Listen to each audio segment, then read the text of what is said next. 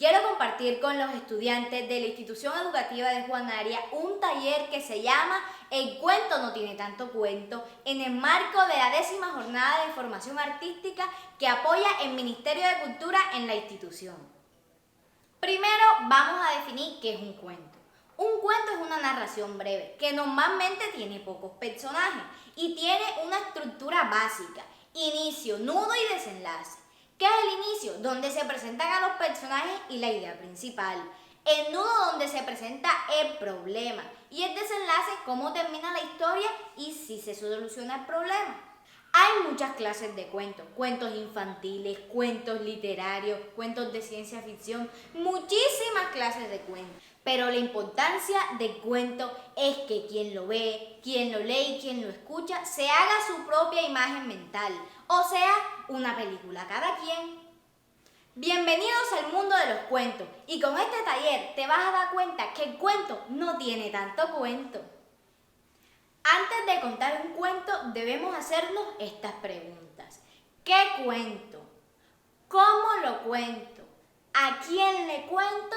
¿Y para qué lo cuento? ¿Qué cuento? Esto hace referencia a la historia que vamos a contar. Si es una novela, si es un libro, si nos pasó a nosotros, en fin, es saberse el cuento. ¿Cómo lo cuento? Aquí deben estar todos los elementos al servicio de la historia. Cómo me paro, mi expresión corporal, el entorno, mi voz y todas las ayudas externas como el micrófono, el vestuario, en fin, todas esas cositas. ¿A quién le cuento? Esto hace referencia al público al que va dirigido el cuento. Por ejemplo, puede ser un público infantil, un público familiar, un público escolar, pero es muy importante porque el público determina qué voy a contar. ¿Para qué lo cuento? Es la intención o la finalidad con la que se cuenta un cuento. Por ejemplo, para divertir, para dar nociones de un hecho histórico, para contar una historia en resumen, para mostrar los géneros literarios, en fin. Es importante saber qué buscamos al contar una historia. Ahora que ya profundizamos en lo que es el cuento, les voy a contar cómo empecé yo como cuentera. Cuando tenía 3 años yo empecé aprendiendo en una décima y después acompañaba a los talleres de narración oral a mi papá, tío Pello, y me fui aprendiendo cositas por cositas que se las voy a enseñar a ustedes ahora. Por ejemplo, la voz. La voz es muy importante porque proyecta lo que vamos a decir. Si yo les digo que yo estoy triste, de esa forma, así con un tono elevado, ustedes no me lo van a creer porque no va acorde con la emoción, con el sentimiento. Pero si yo les digo, yo estoy muy triste, ya ustedes se meten más en la película. También la expresión corporal. Por ejemplo, a mí me gusta utilizar bastante la flexión de la rodilla, porque eso le da firmeza a lo que estás diciendo, y acompañarlo del dedo así, porque eso representa autoridad.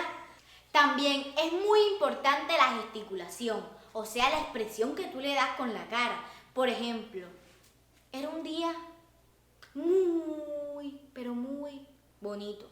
Pero si tú dices mejor, era un día muy, pero muy bonito, ya ahí complementas 3 cosas. La firmeza del cuerpo con la doblada de rodillas si tú quieres, la voz y la intención de la cara. Otros elementos que debemos tener en cuenta son las ayudas externas, como el vestuario, la escenografía, las luces y otro en lo que les voy a hacer énfasis, esta cosita que está por acá, que se llama el micrófono. Los hay de muchos tipos y de muchas formas, pero su función es la misma, amplificar el sonido, la voz. Por ejemplo, si tenemos un público muy grande, el que está de primero nos va a escuchar, pero sin el micrófono, el que está de último no. Y esto ayuda a que todos nos escuchen. ¿Cómo se debe usar? Digamos que el micrófono va a ser una sombra de la boca, que va a estar en una inclinación, más o menos a 4 dedos de la boca. Y algo demasiado importante, si tú vas a tener el micrófono aquí y vas a decir aquella cosa que está por allá, cuando hagas así, debes llevarte el micrófono para que todo se escuche. Y así el cuento siempre se escucha bien.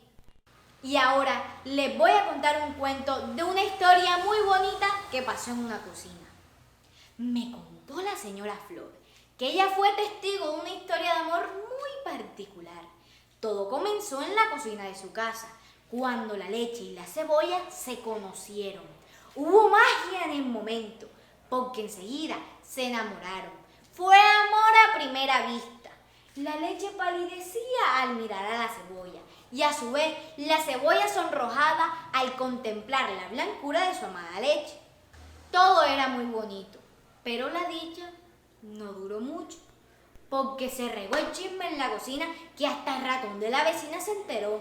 El queso no estaba de acuerdo con los amores de la leche y fue muy radical en su posición al punto que se endureció.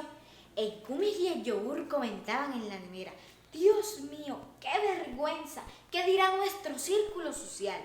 Eso fue un escándalo. ¿Cómo será que la mantequilla se calentó y se derritió? El chisme siguió rondando y los amores de la leche y la cebolla se convirtieron en el comentario de moda de la cocina. El tomate, uno de los amigos de la cebolla, le decía a las verduras: ahí no hay nada que hacer. Cuando el amor es puro, hay que dejarlos es que se quieran. Y decía el ají: esto se está poniendo picante. La papa y la yuca se pelaban por conocer los detalles. La pimienta, que no era sal ni azúcar, le decía: ay, ellos verán a ver. El café estaba celoso porque se le había escuchado comentar que la leche debía unirse a un moreno elegante como él.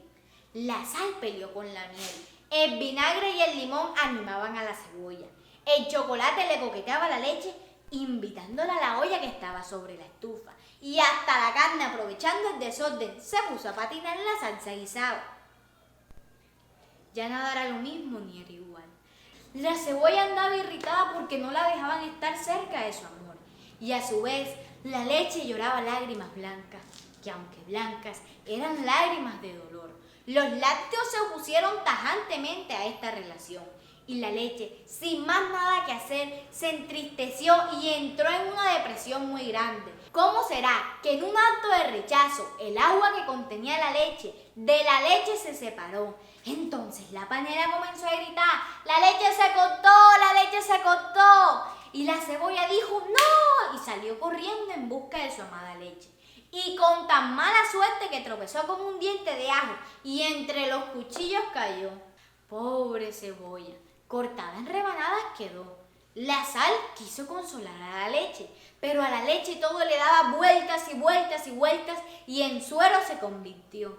La cebolla, que amaba la leche, ahora convertida en suero, de rebanada en rebanada sobre ella se tiró.